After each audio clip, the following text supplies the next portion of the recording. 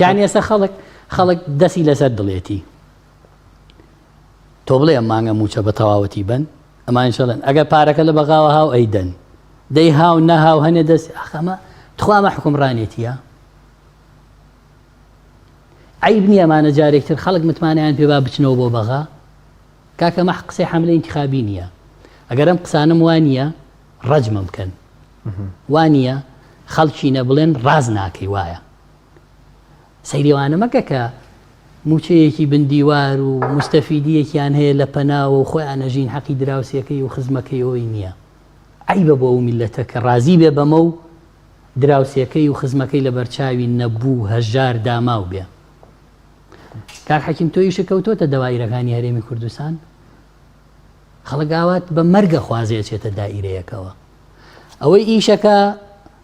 گاڵتەی بە ئیشەکە دێت چکە لە خۆ موچەم نادەنێت چەند موچەیان دزیم و بڕی و بردیان بۆ بەدڵسۆزی بیکەم نایکەم ئەمیشە لە کاکە من ئیشم ناڕوا لە ئیش ناڕوا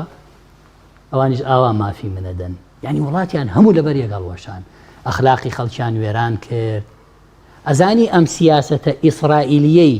لە وڵاتانی عەرەبیەوە هێنایان کەناڵێک دروست کە بۆ ڕەقس و سەما و بەلا ڕێیابردنی گەنج بۆ مەستکردنی کۆمەلگا بۆ ڕوودکردنەوەی کچانی کۆمەلگا خۆیشن نەوتە دزی زیندان پڕەکەی خەڵک حکومەدەی خەڵک تیرۆرەکەی کێشت نەبێ گرنگەوەی خەڵک با بەلا ڕێیا بڕوە کاکە خەڵکینە بە ئاگا بێن هەر قەزیە موچەکەتان نییە قەزیە هەڵۆشانەوەی خێزان و ئەخلاق و هەموو شتێکی ئەم کۆمەلگەیە بڕۆنە دادگاکان بزان چەند کێشە هەیە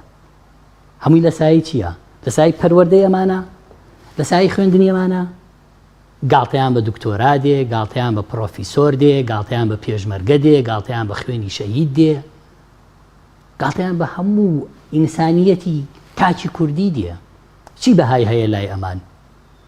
دز و مافیا و کۆمپانیای ناشەرعی و ئەمانە و دەوترێ ئێوە هەر قسە ئاکەنەی بۆ نایگۆڕن بە قوربانێ بم تۆ لە ناخی خۆتا بگۆڕێ تۆ زوڵم قبول مەکە دەنگل لێبێ با منیش لە پێشتەوەم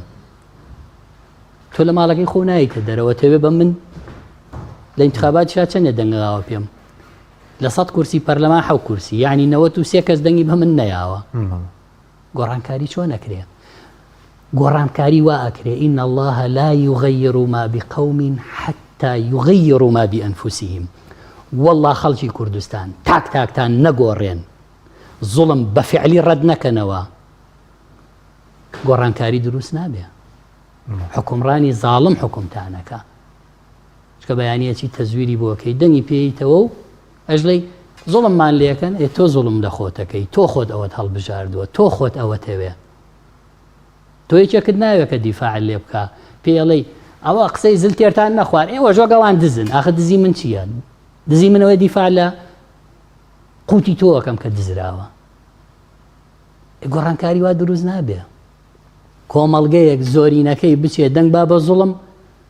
دوای بێ بە بۆڵە بۆڵ زوڵم لاچێ بە پرتە و بۆڵە بڵێ کاکە ئەمانە ناگۆڕێن تۆ نایگۆڕی تۆ چەکە بۆ هەڵگرتووە تۆ دیفاعی لەیەکە گۆڕانکاری چۆنە دوگمەیەکە داگیرسێ و خوا لە ئاسمانە موعجیزەمان بۆ بنێرێ خوای گەورە چەند هەزار پێغەمبەری بۆ بەشەریەت ناردۆ بۆچی بۆی بە ئاگای بێنێتەوە یخۆ پێغەمبەر تازە بۆ کەسی تر نایە هەرە بێ خەڵکێک هەبێ ئەم ڕێگە ڕاستە پیشانی و میلەتە با بڵێ خەڵکینە بە ئاگا بێن خەڵکینە دوو جیل لە هەرێمی کوردستان پەروەردە بووە هەمووی مەحرومە هەمووی نازانێت مافە سەرەتایەکانی ژیان چییە پێی نەگەیشتووە باش